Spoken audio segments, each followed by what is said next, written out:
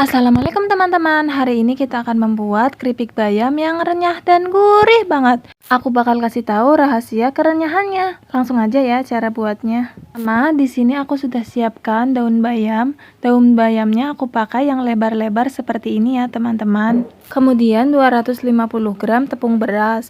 Lalu 1 bungkus tepung hungkwe, ini isinya 50 gram, 1 butir telur, 2 siung bawang putih yang ukuran besar, 3 ruas jari kencur, masako, lada, dan garam secukupnya.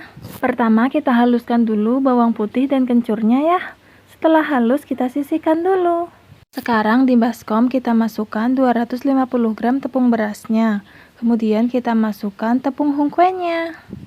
Kemudian kita masukkan bumbu yang sudah kita haluskan tadi.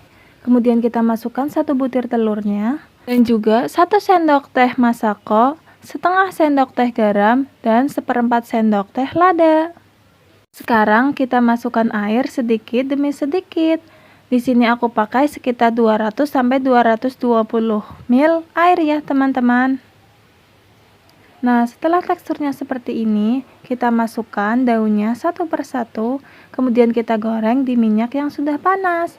Kita goreng menggunakan api sedang ya teman-teman, tapi minyaknya sudah panas supaya kulitnya garing dan daunnya juga kering. Kalau apinya terlalu besar, nanti kriuknya atau kulitnya kering tapi daunnya belum kering. Jadi nggak enak teman-teman garingnya. Jadi kita gunakan minyak yang sudah panas, api sedang ya. Kita goreng sampai kuning keemasan. Setelah matang sempurna, sekarang sudah bisa kita angkat.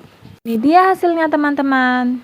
Tuh kan renyah banget. Ini daunnya juga sudah kering. Dan ini pas hari kedua dari 1 baskom tinggal segini teman-teman. Nih masih renyah banget.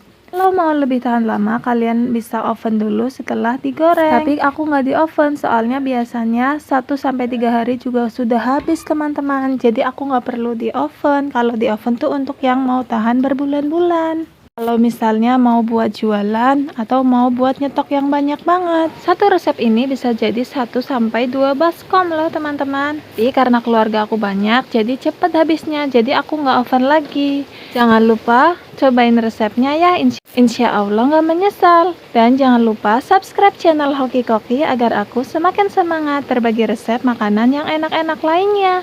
Terima kasih teman-teman. Assalamualaikum, selamat mencoba.